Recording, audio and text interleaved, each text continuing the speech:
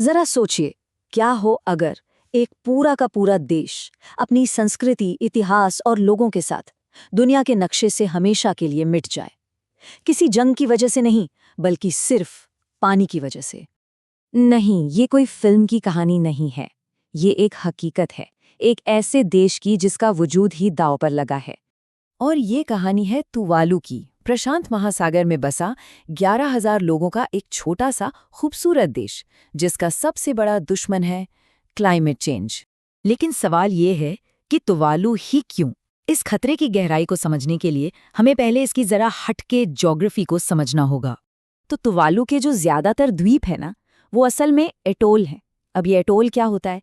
ये एक तरह से डूबे हुए ज्वालामुखियों के ऊपर बनी मूंगे की रिंग्स होती हैं। और इसका सीधा सा मतलब ये है कि ये द्वीप कुदरती तौर पर ही समंदर से बस जरा सा ही ऊपर होते हैं, और यहीं से सारी मुश्किल शुरू होती है। सिर्फ 2 मीटर, जी हाँ, पूरे देश की समंदर से औसत ऊंचाई बस इतनी ही है, यानी वहां ऊंची जमीन जैसी कोई चीज है ही नहीं। और जो सबसे डराने वाली बात है वो ये कि देश का जो सबसे ऊंचा पॉइंट है ना, वो भी समंदर से सिर्फ 4.6 मीटर ऊपर है। मतलब जब लहरें ऊंची उठती हैं तो भाग कर जाने के लिए कोई सेफ जगह नहीं बचती। और मामला यहीं खत्म नहीं होता। नासा का डेटा बताता है कि तुवालू के आसपास समंदर का लेवल दुनिया के बाकी हिस्सों के मुकाबले 1.5 गुना ज्यादा तेजी से बढ़ रहा है। 1.5 गुना। ये कोई बहुत दूर के भविष्य की बात नहीं है। नासा का अंदाजा है कि 2050 तक, यानी अब से सिर्फ 25 साल बाद, देश का ज्यादातर जरूरी इंफ्रास्ट्रक्चर पानी के नीचे होगा। और 2100 आते आते देश का 95% हिस्सा डूब चुका होगा। तो ऐसे में तुवालू कर क्या रहा है? वो हार नहीं मान रहे हैं, वो लड़ रहे हैं। और उनकी ये लड़ाई एक नहीं बल्कि 3 अलग-अलग फ्रंट पे चल रही है। उनकी इस स्ट्रैटेजी के 3 मेन पिलर्स हैं। पहला, अपनी जमीन को बचाना।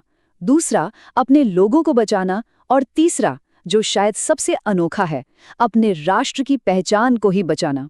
तो पहला कदम तो है सीधी लड़ाई। समंदर को रोकने के लिए दीवारें बनाई जा रही हैं, आर्टिफिशियल तरीके से नई और ऊंची जमीन तैयार की जा रही है, और ऐसी फसलें उगाई जा रही हैं जो खारे पानी को झेल सकें। लेकिन इतने छोटे से देश के लिए इसका खर्चा बहुत बहुत ज्यादा है। दूसरा कदम एक तरह का प्लान बी है, पलायन। ऑस्ट्रेलिया के साथ एक खास ट्रीटी हुई है, फले-पिली यूनियन ट्रीटी। इसके तहत हर साल लॉटरी के जरिए 280 तुवालू के लोगों को परमानेंट रेजिडेंसी दी जाती है। और नतीजा चौंकाने वाला था। पहले ही साल में देश की 82% आबादी ने वहां से जाने के लिए अप्लाई कर दिया। सोचिए, 82%। लेकिन अगर जमीन ही न रहे, लोग भी चले जाएं, तो फिर एक देश का क्या होता है? यही सवाल हमें उनके सबसे अनोखे और शायद सबसे दिल तोड़ने वाले प्लान की तरफ ले जाता है। ये लड़ाई सिर्फ जमीन की नहीं, पहचान की है। वो अपने पूरे देश को क्लाउड में शिफ्ट कर रहे हैं। सच में, हर एक पेड़, हर घर, हर चट्टान को 3D स्कैन करके एक डिजिटल तुवालू बनाया जा रहा है। एक ऐसा वर्चुअल देश जो अपनी संस्कृति, इतिहास और सरकार को ऑनलाइन हमेशा हमेशा के लिए जिंदा रख सके। पर अब जरा ऑस्ट्रेलिया की इस मदद पर लौटते हैं। क्या ये सिर्फ इंसानियत के नाते है? यहाँ कहानी थोड़ी और पेचीदा हो जाती है, क्योंकि इसमें जियोपॉलिटिक्स का एंगल भी है। तो सवाल उठता है कि ऑस्ट्रेलिया की इस दरियादिली के पीछे सिर्फ एक पड़ोसी की मदद करने की भावना है, या फिर कोई और भी वजह है? देखिए, इसके 2 पहलू हैं। दुनिया को दिखाने के लिए ये एक पड़ोसी देश की मदद है, लेकिन पर्दे के पीछे ये प्रशांत महासागर में चीन के बढ़ते दबदबे को रोकने की एक बड़ी स्ट्रैटेजी का हिस्सा भी है। इस ट्रीटी में एक बहुत जरूरी शर्त है। ये ऑस्ट्रेलिया को हक देती है कि वो तुवालू के किसी भी दूसरे देश के साथ होने वाले सिक्योरिटी एग्रीमेंट को वीटो कर सके, यानी रोक सके।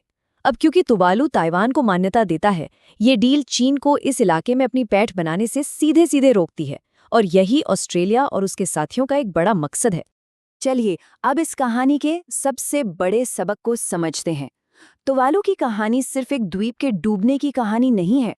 ये पूरी दुनिया के लिए एक वार्निंग बेल है। तुवालू के एक नागरिक की ये बात दिल में उतर जाती है।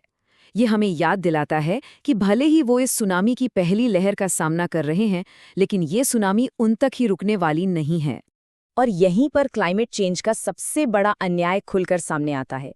दुनिया के 80% एमिशन के लिए G20 देश जिम्मेदार हैं, लेकिन इसकी सबसे भयानक कीमत चुका रहे हैं तुवालू जैसे छोटे देश, जिनका इस प्रॉब्लम में योगदान ना के बराबर है। तुवालू तो बस एक शुरुआत है, जरा इस खतरे का पैमाना देखिए।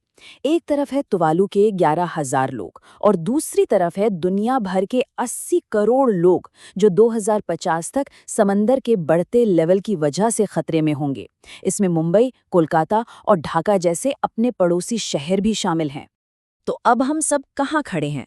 देखिए, ऐसा नहीं है कि इंसानियत ने पहले ऐसे बड़े संकटों का सामना नहीं किया। याद है ओजोन लेयर में हुआ छेद? हम सब ने मिलकर उसे ठीक किया था। तो सवाल अब यही है कि क्या तुवालू की ये कहानी हमारी एक और बड़ी कामयाबी बनेगी या फिर हमारी सबसे बड़ी नाकामी साबित होगी? और इस सवाल का जवाब हम सबको मिलकर ही देना होगा।